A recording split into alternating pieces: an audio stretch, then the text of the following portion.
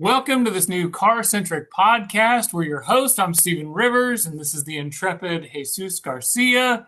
This week, we drove something weird, we read something wild, and we fixed something with exactly zero professional help. To kick things off, I thought we'd talk a little bit about who we are and what kind of background we have in the automotive world. Jesus, tell us about your work.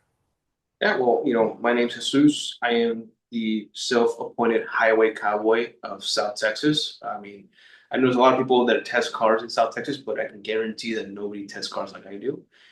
My whole life is cars. I work with cars. I collect cars. I have too many cars, but don't worry, I'm not rich because they don't all run. And I even draw cars. Everything I do revolves around cars since I was 2 years old. And I love it. So getting into this was just a natural step for me because I always figured, look, I want to test drive a bunch of cars, but I don't want to pay for them. I don't want to rent them. And this was just the best case scenario for me. And I've been doing it for almost 10 years and I absolutely love it. I want to keep doing it until they stop making cars that drive, basically. When the future is only self-driving cars, that's when we retire. Well, you don't just love it, Jesus. You're awesome at it. Thank And let me just point out to our listeners, Jesus is an award-winning journalist. He's, as he mentioned, a car collector. He grew up on a ranch in Laredo, Texas, and he's actually the president. You're the president of what? you. I was the president. Last year, I The was Texas Motor Press Association. sure. Last year, I was their youngest president ever, and also their first Latino president because I just happened to be Mexican. Of course, I don't consider, I was born in Mexico, but I've lived my whole life in Texas. So people ask me, it's like, what are you? It's like, just Texan. It's like, you mean American? No, I'm Texan. Like, what difference? We're better. Yeah. So to put it shortly, Jesus is the real talent here. I'm just the guy with the Zoom account. Uh, my name is Stephen Rivers. Most people call me Rivers. Uh, I have no business being here at all. I ran a wheel and tire shop for a couple of years and then turned that into an automotive writing job. The timing couldn't have been better. It was right at the pandemic. Everybody wanted content. And I speak broken, but somehow ever so slightly above English, like above average English. And yeah, so I've been blessed to have several writing gigs at places like Auto Evolution and the Autopian. Currently, I write for Road and Track and for Car Scoops, mostly Car Scoops. Uh, and me and Jesus wanted to get together and create a podcast that was genuine, authentic, realistic, and talked about things that actual car people love. We're sponsored by exactly nobody but one another, and we're here every week to just support the car community and talk about car topics. So, to kick things off, let's talk about what we're driving this week. Jesus, what are you driving this week, my friend? I'm driving a super sexy 2025 Mercedes-Benz Sprinter van. Not just any, Ooh, yeah, this is the passenger edition, the 2500 with 15 seats. So it's oh basically an my air goodness. shuttle. It's All what business, I'm doing with all it. luxury. Yeah, and believe it or not, I actually enjoy driving it. It's a four-cylinder diesel, automatic, air conditionings for every single row. What I've been doing with it since one of my side gigs is being a car parts delivery driver. So even though it's got all the seats and they don't fold down, you can remove them, but it's a two-man job because they weigh a ton. So I figured, well, is a van still a van, regardless of what kind of classification it is? And it turns out I was right because even with the seats up, I would still manage to fit, hoods, fenders, tail lights, bumpers, whatever it is. You just kind of squeeze them in there. And I mean, I live in San Antonio, which is a massive city, so it's a driver city because you're gonna drive everywhere. It's kind of like LA. So even with driving this big old bus around, I was still getting 19 miles per gallon, and I was totally comfort. No lumbar pain, no knee pain getting out of it. Very impressed with it, and I'm going to keep using it for a few more days just to kind of get a real sense of the vehicle, and hopefully get the review out sometime in July. Sweet. Let's play. What stats do you remember other than fuel economy? Is it 2025? Yep, How much 2,500 horsepower? horsepower is around 255, 260, which is Okay. it feels faster. Like this thing gets up and goes way better than I expect. I didn't have any trouble That's not parking garbage. or Yeah. overtaking anybody. I thought it'd be slow. I thought it'd be governed by a speed. No, you can do 80 miles an hour in that minute. I don't And recommend it, but kind of like a leaning tower or a pizza at speeds when the wind hits it just right. But I do remember a famous Doug DeMuro review where he just rips that thing apart because the seats are so tough to deal with. I mean, I'm not the tallest man in the world. I'm about 5'7" on a good day, and so the seats do feel high, kind of like when you go to like a handicap stall in a bathroom and you have that top, high rise toilet seat. So if something falls down between the floors to reach down to get it, it's tough. You have to kind of like, you take off the seatbelt and kind of with the hard armrest and go down and get it. That's so far the first critique I have with it. You're sitting really, really high, which is great, but if something falls down, you have to just wait and and hopefully it rolls close to you. Um, Also, the sun visors have a weird clip on it, which I don't Mhm. understand why, because I was trying to get it and it's stuck. I had to kind of like take the clip off and then use it to kind of fold it on, get the sun in my eyes. I thought, what a useless place to put a clip. Why? I've seen a different kind of visors all over the world, different kind of cars, some that, do have double visors for the front and the side, the slide forward. That has a safety clip on it. And I need to go back and actually look into it because, like, what is this for? It has to be for something because they put it in there, but I haven't figured it out yet. That's my next thing to do tomorrow with it. What's been your best moment with it so far? Best moment with it was fitting a tailgate from some sort of Kia in the back of it. Is that what you sent me a picture of?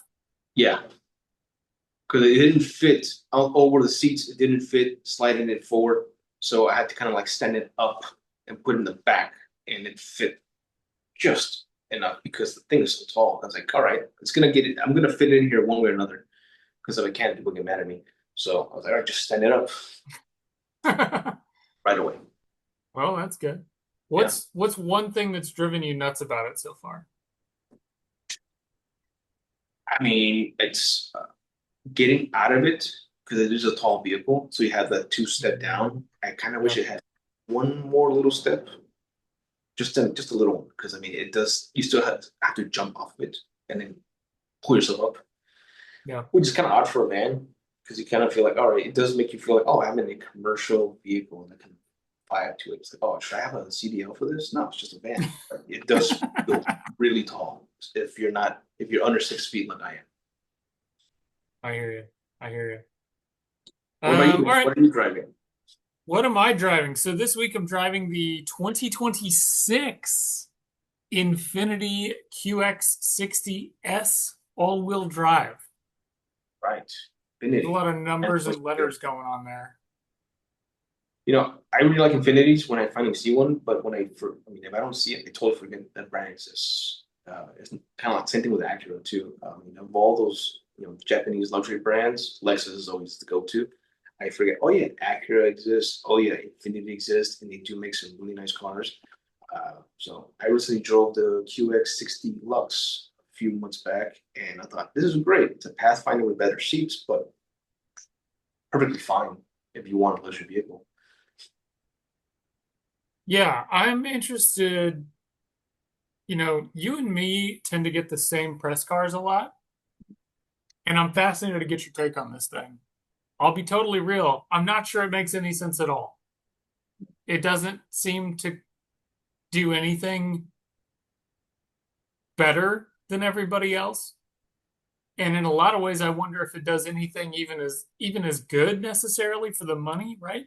Yeah, We're talking like high 50s, low 60s for uh, pricing. cheap. And it's got 3 rows, which is good, except for that the third row is incredibly tiny. Yeah, So specifically. that third Yeah, so that third row is like almost pointless. It like almost doesn't do anything. So there's a part of me that wishes it was just a 4-seater or a 5-seater with a huge trunk, right? It's got Nissan's variable compression engine. Yeah. So I want to say it's like 280-ish horsepower, not a hybrid. So it's down on horsepower compared to the old QX60. It is pretty. I'll give it that. It looks fantastic. I think the Yeah. styling, the exterior styling, fantastic. Really Got blends. eyebrows. Yeah, you're totally right. Everything that you like about like the aggressive styling that Infiniti brings is in this SUV with none of the bloat. Like it doesn't look humongous like the QX80 does. The thing But about Infinity, I think if you wanted to make sense, you have to go high end. You have to get the big yeah, SUV with all the bells and whistles, or the yeah, performance vehicles that they make. yeah. Because if you get run of the mill stuff, you're like, well, what's this compared to just like a Nissan? What am I getting more out of it? And it's like, well, you're getting brand recognition. Nail on the head. This is why you're here, Jesus, because you could not be more right about that. It doesn't make any sense to me. But when you go to the top end stuff, QX80, the really expensive QX80, like 100 grand, 112 or whatever, it's not perfect. There's some big issues I have with it, like no rear seat entertainment. How Mm, ridiculous is that? yeah, Um, drives like an actual boat. Uh, but man, it's luxurious. Those yeah, massage seats are killer. It looks dope. Like it's got a ton of presence on the road. And then the flip side, the performance stuff, you're right on that too. Like Nissan knows how to build a performance car. I think the Z, we've both driven the same Z, right. and it's fantastic. It's fun. It's like approachable speed. Yeah, I mean, I And drove that car for 800 miles across Texas and felt fine afterwards. Like I wasn't tired. so yeah, the QX60 is bugging the heck out of me. I don't get it. It doesn't make any sense. It's not a performance vehicle, doesn't get good gas mileage. It looks great, but it's not super luxurious.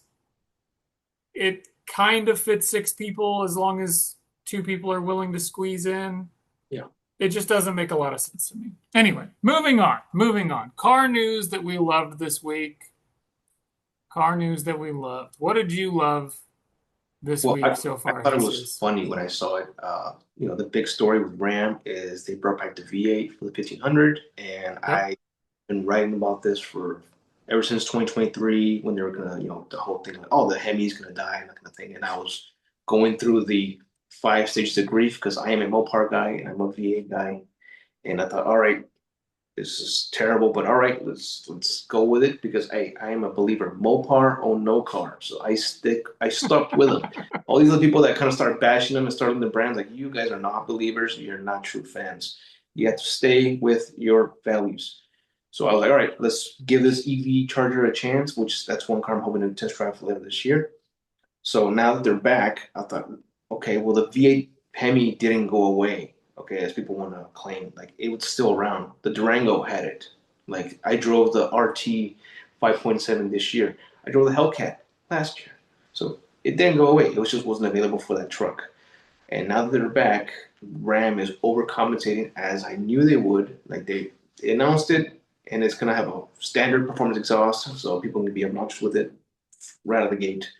They're back in NASCAR with a truck, Ram, of course. And they just announced that 24 hours after they announced the V8 was coming back, they had 10,000 orders in 24 hours.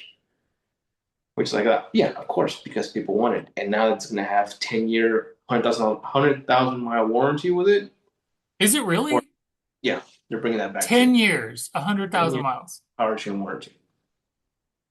Which I don't know what's because those going to have like some fine print with that with any kind of warranty, but Oh, but who cares? If that's the main statement, like good luck everybody else. Like that's yeah, not only do fans already want the Hemi, yeah, but you're telling them you get the Hemi and you get a warranty that smokes Ford and smokes Chevy.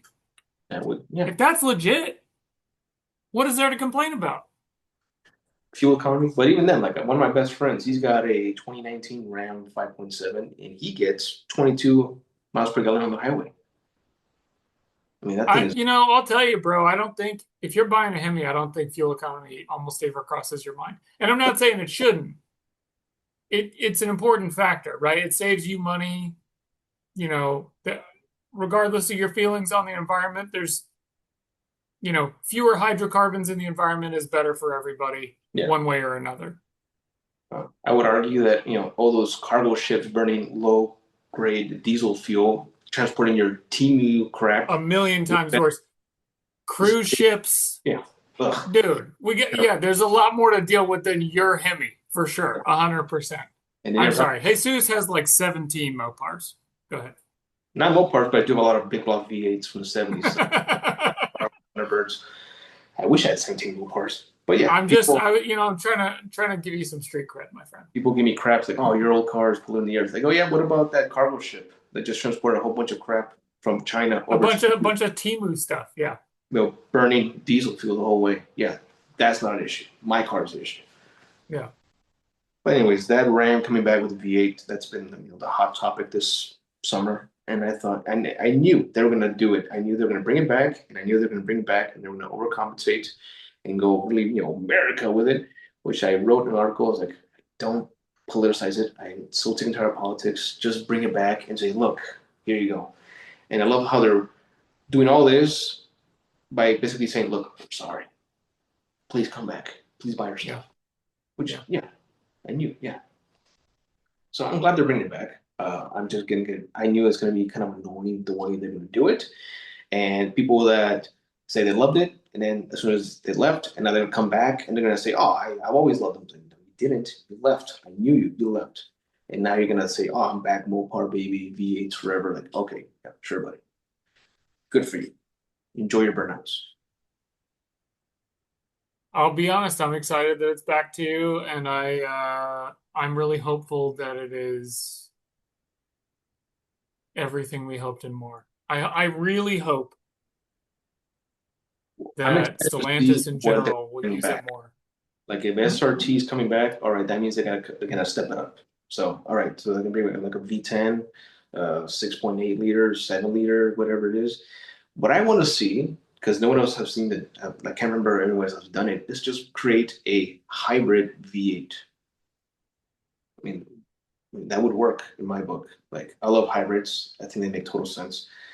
But there's always four cylinders or six cylinders. Just throw a V8 in there. Give me a V8 that on the highway shuts down to 3 or 4 cylinders, gives me over 20 miles per gallon. Give me a little generator that charges a battery for me. I'm all for it. I can do burnouts and get over 20 miles per gallon. That's what I want. That's to me is a perfect V8. Well, like I said, I hope it works. I hope it kills it and they figure out how to keep it alive for a long time. Chevy and Ford never axed their V8s.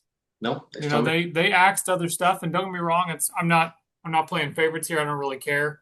I just want enthusiast vehicles. Yeah. I don't really care how many cylinders they have, if they're an EV, a hybrid, blah blah blah. Make cars that are good to drive, period. That's where I'm at. What else? What else did you see in the news that you wanted to talk about this week?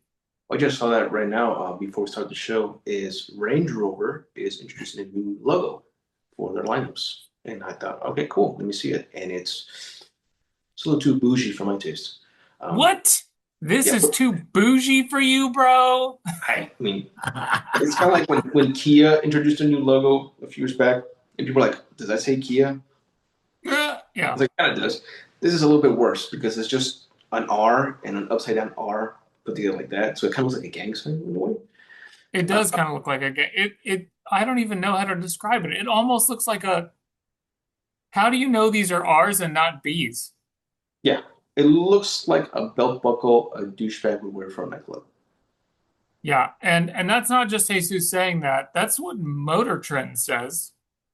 Motor Trend says that it looks like a belt buckle.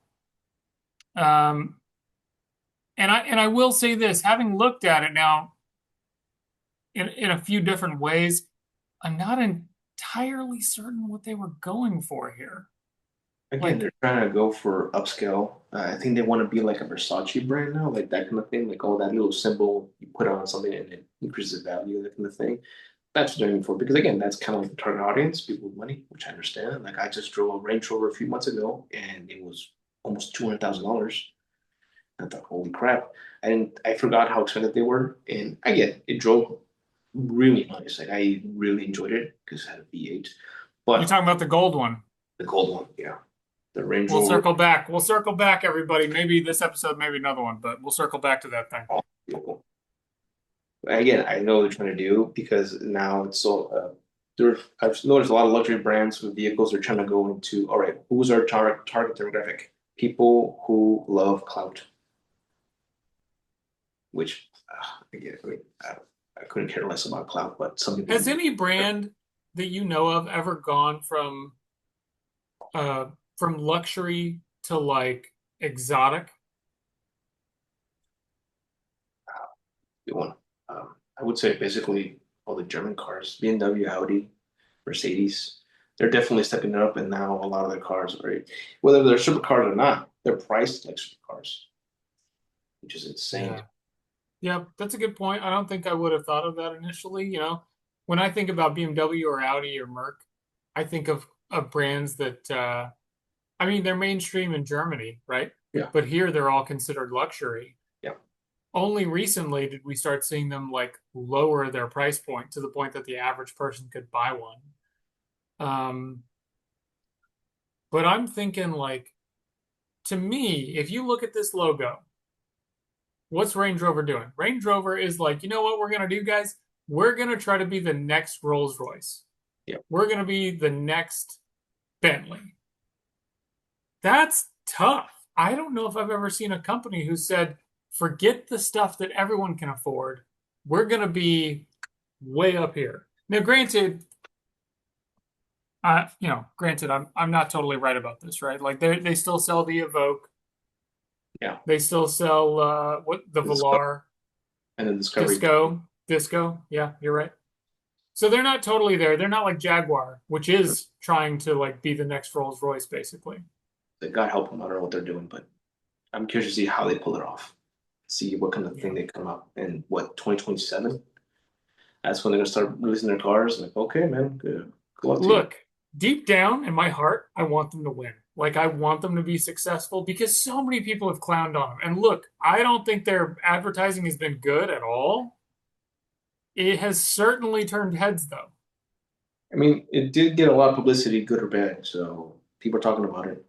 But now they still have a year to kind of keep that up, which is tough because people forget about things within a couple of months, Yeah, weeks, you're right. minutes.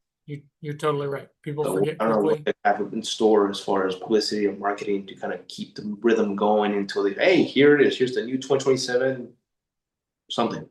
It's finally out. Yeah. Yeah. There was somebody today, I don't know who it was. I saw somebody today post a picture of their rendering of what they expect after seeing the concepts driving around the UK or wherever they've been. And no joke, bro. I don't know how much you love the old, like the XJS, the V12. Level. Um, I think it's the XJS. Whatever the coupe was, Mm. the coupe from like the mid '80s. Yeah. It looked like it might actually have some of that going on. I would hope so. I mean, they have so much inspiration to take from. Like, I mean, hello. So all they gotta do is just look back. All right, what are the greatest hits? Okay, just pick and choose and add it to the new car. Yeah. So I Yeah. mean, Okay. So let's see what car news I loved this week. Um,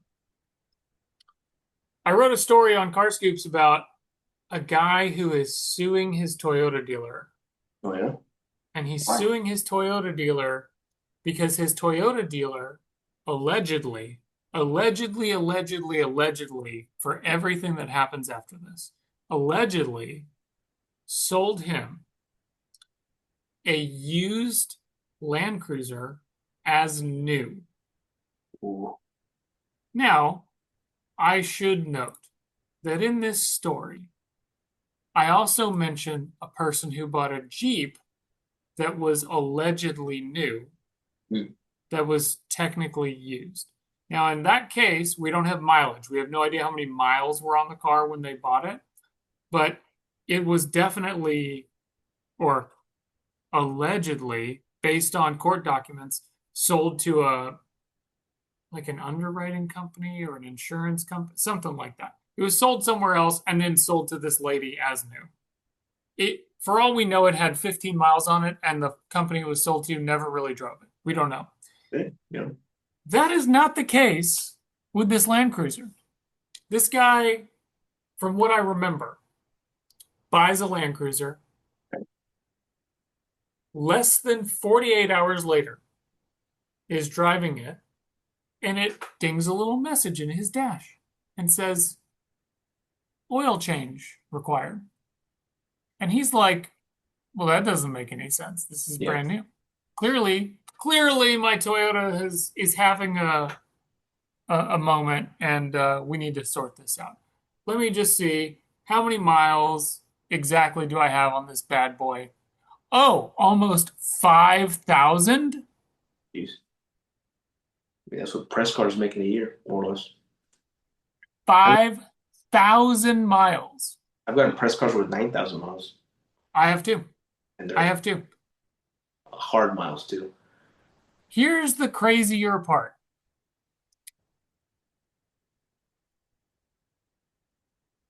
I obtained documents from the court that show that when they sold the car, the documents said that this 2024 model sold, I believe, in February of this year.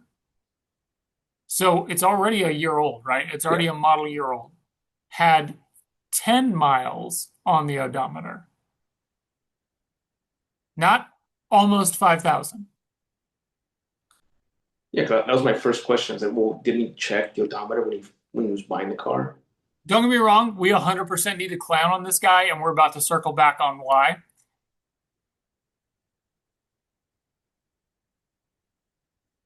When he finally got it back to the dealer for the oil change, it had 5,213 miles on it. From what I can tell, oh yeah. So it looks like they delivered it to him on February 22nd or 26th with 10 miles on the odometer based on the dealership's paperwork. And on March 9th, it had 5,213. Okay, that's a hell of a In, test. right. So he says that Sun Toyota of Florida, I don't know what part of Florida, Sun Toyota offered to, quote, work something out regarding the excess mileage Yeah. and claimed that the error was simply a typo.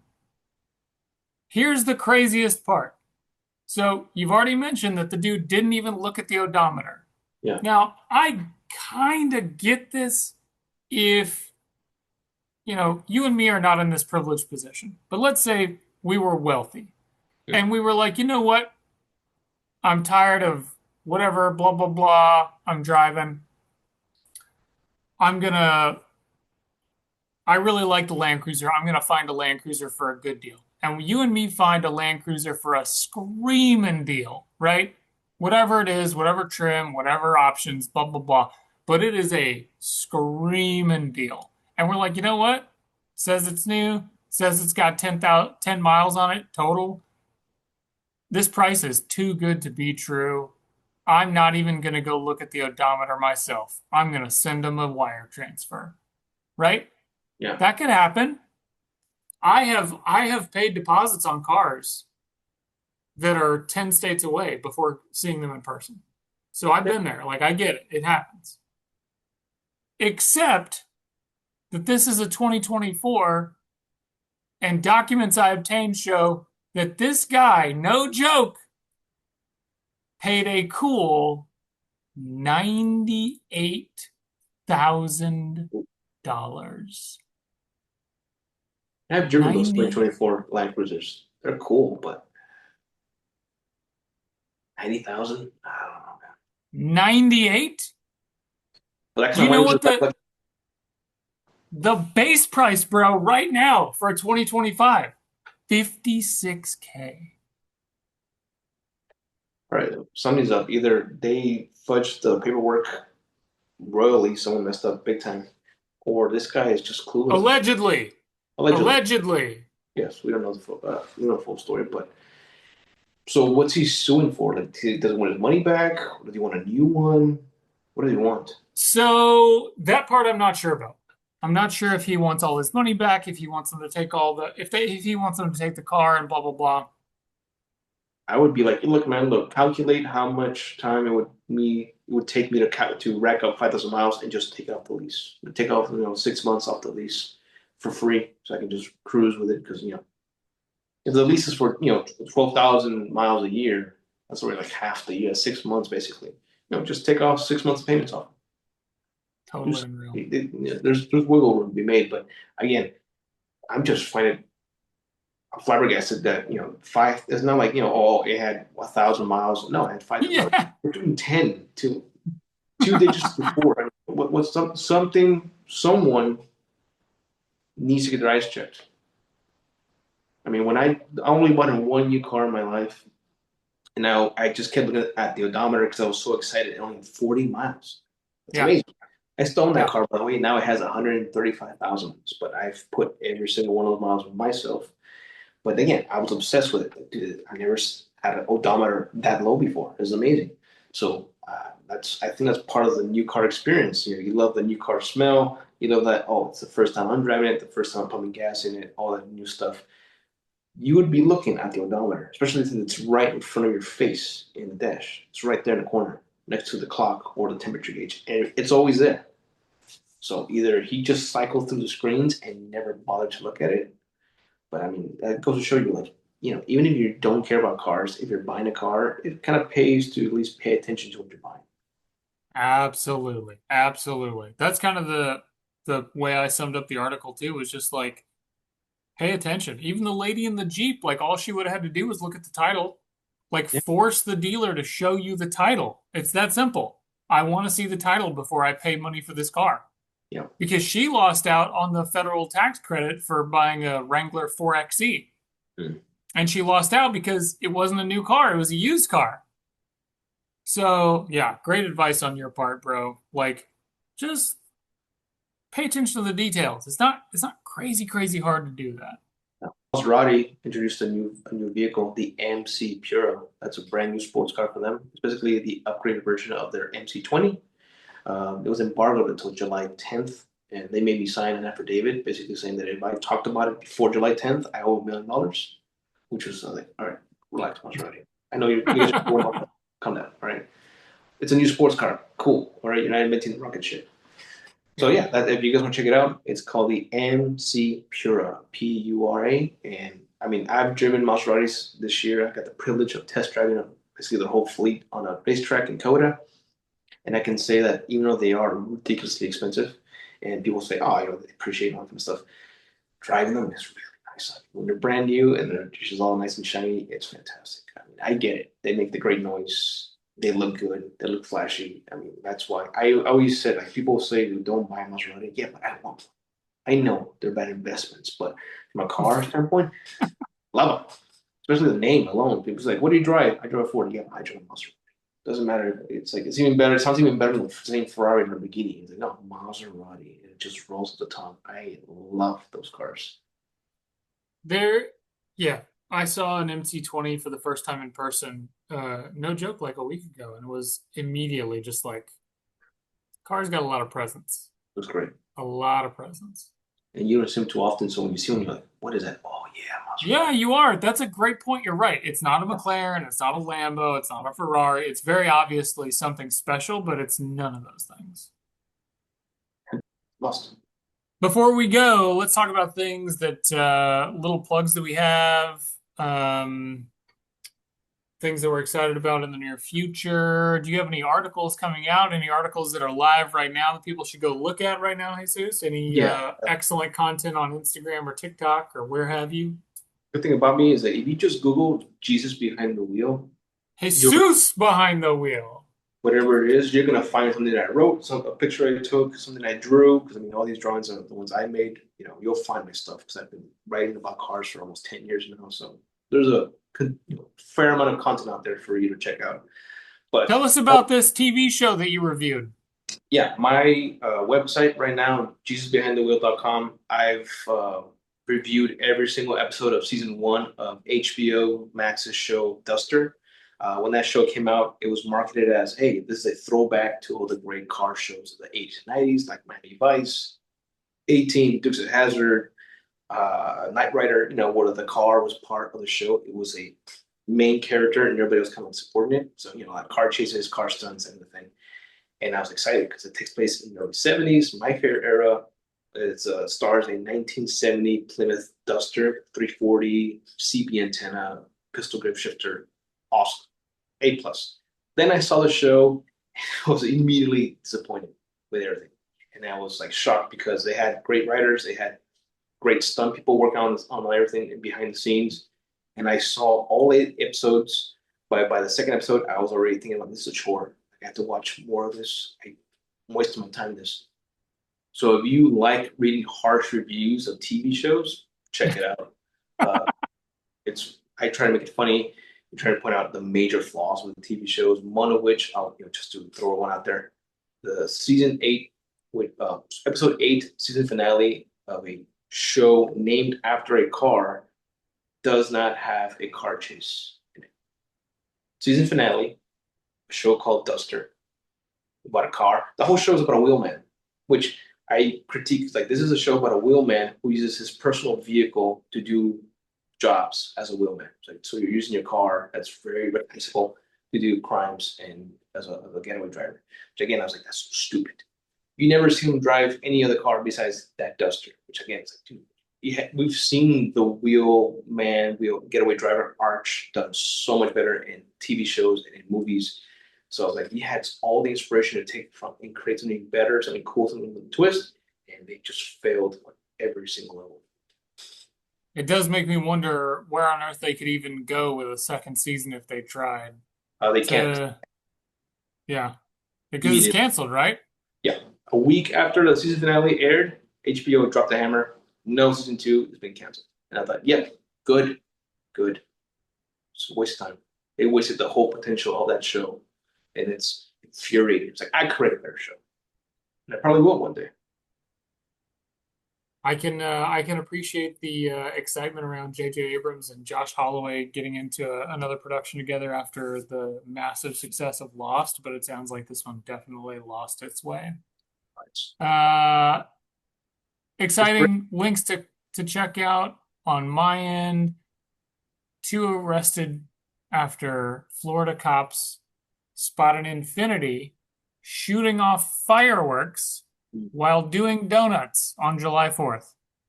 There are ways to celebrate, and there are ways to not. God And forbid, these people, hobby. I mean, that was America. We can't throw fireworks anymore. you would think that donuts while shooting fireworks would be legit, but no.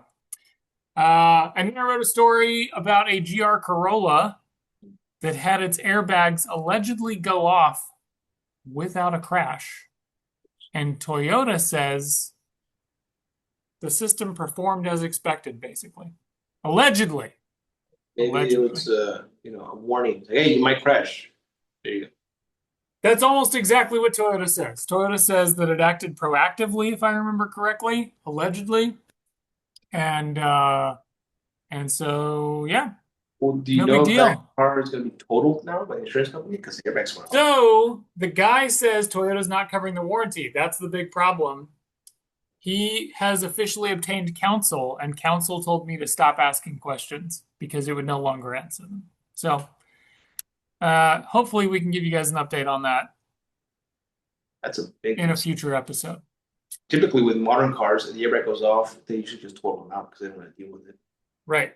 Right. This guy has literally said in comments that he hopes he can get the car back and Yep. just drive it around without the airbags working. And I'm Dude, like, I don't know, bro. look, because I've spent so much time around body shops and that kind of thing, and I'm getting several accidents myself. One hot tip to take for anybody in that kind of situation: if you are in an accident and the insurance company calls you and says, "Hey, drop the car off at the body shop so we can assess it," do not hand them the keys. Like, do not. And they say, "No, you can shut it up." F you. If you want to assess it, come to my house where the car is. We'll set a date. You can come here and check it out. Doesn't have to be at the body shop. I don't have to leave my keys anywhere. Because once they do that, they total it. We'll just send it off to a junkyard with any kind of stuff or values you might have in the car, and they'll cut you a check. So yeah, but what I had custom wheels in that car. Sorry. What I had my, I had change in the ashtray. Sorry. So if you're gonna do that, be there. And it's like, all right, give me the keys. No, I hold on to them. Never surrender the keys because then you say, well, you just give them my car. And no, you gave us the keys. So here's your check. Top tip of the week right there, everybody. The insider tip of the week is what that was right there. Come Hold back on to next week for more of that. What's our wild card here, Jesus? Anything in particular you want to chat about for a few minutes? Things that are going on in life, things about how epic your writing and videography and photography is? Well, when it comes to videos, I'm really hoping that when the start of the line and I get a Charger Daytona EV to test drive, I have an idea for a short film that I want to do with that car called Silencer. I got buddies that can help me film the cars. I got other cars that can start in the movie. I just need the car itself. But it's a little frustrating because every time I ask about the car, they keep saying the same thing. Oh, it's at the dealership because it's being updated, which I don't like. Well, let me tell you, bro, just a general heads up there. That's the same exact line that I'm getting. Because I've asked about it several times myself. I definitely want to drive it. Yeah. Uh, we were super fortunate at Car Scoops to get invited to the launch of it back, I think, in April, Yes. and the timing did not work out. I was the only one available to go, and my schedule didn't allow for it. I just want But to drive it. I mean, excited about I've driving. written about that car many times because I have people say, "Oh, it's energy and other BS." Like, look, man, if I'm as a meat eater, if I'm going to a vegan or a vegetarian restaurant, I want to find something I like. I don't want to just bash and say this food sucks. No, I want to find something. Hey, this is pretty good. I like this. Now I've expanded my horizon. I'm more Yeah. mature. I've evolved. Now I know I like this particular thing. So if I get a Charger EV, I'm going to give it a fair review because I know a lot of people have already done videos and reviews and they bash it because it gets better reviews on their site. They get better, traffic because people want to see this car fail. Like, It's all no, about engagement, baby. all the clicks. So I want to give it a fair shot for what it is. Is it a performance vehicle? Do I like looking at it? I already do. Does it let me do things I don't want to do with a traditional muscle car, which, burnouts and sliding, that kind of thing. And at the end, it's like, does it make me smile when I drive it? That's bottom line. That's the whole thing I want out of a car like that. It's like, I want to be able to, I want to enjoy this car. I want to get into it and think, yes, I get to drive this. I don't care if it's in traffic. I am driving this. Yeah, So that's a we'll see great way to that. put it. Great way to put it. Uh, for my wild card minute, I think I'll just say that I'm stoked to be doing this. I'm glad that we're here. I'm glad that we're talking cars, and we're excited to hear from the audience. What do you guys want to know about the car world? What do you want to know about maybe the way that our jobs work? How we get press cars, what a press trip is like, um, what happens when we damage a car, what happens when a car shows up to us damaged, Yeah. um, what the experience is like, writing articles, getting feedback, hunting around for places to post stories, creating content of any sort, and all that stuff. So, by all means, please give us feedback. We really do want to make this a long-term thing where we engage with the audience, continue to be genuine and forthright and straightforward. We're not really aligned with any particular brand other than Mopar, apparently. Uh, we I'm paying you to say that. So Yeah, we love cars in general. We love good cars, cars that make you want to drive. yeah. So thanks for joining us this week. We're excited to have you, um, and we're looking forward to next week. Over the next few weeks, we're hoping to have some guests on, some individuals from other aspects of the automotive industry, and we're excited to maybe shout out your comments or questions in the next article or in the next episode. What am I talking about? I'm so used to writing. My goodness, I can't get The force over it. of habit. It's a force of habit. You're totally right. It's 100% a force of habit. Thank you all for being here. So, in ending, let me just say thanks for riding with us this week. We're excited to continue to bring you content like this that's genuine and sincere and really gets into the nitty gritty of the automotive industry, both from a car perspective and from an automotive journalist perspective. We're excited in the next few weeks to bring you different guests and individuals who have a perspective that's outside of the one that me and Jesus have. And we're excited to bring in your comments and your questions to the next few episodes. Until then, I'm Stephen Rivers, and this is Jesus Garcia.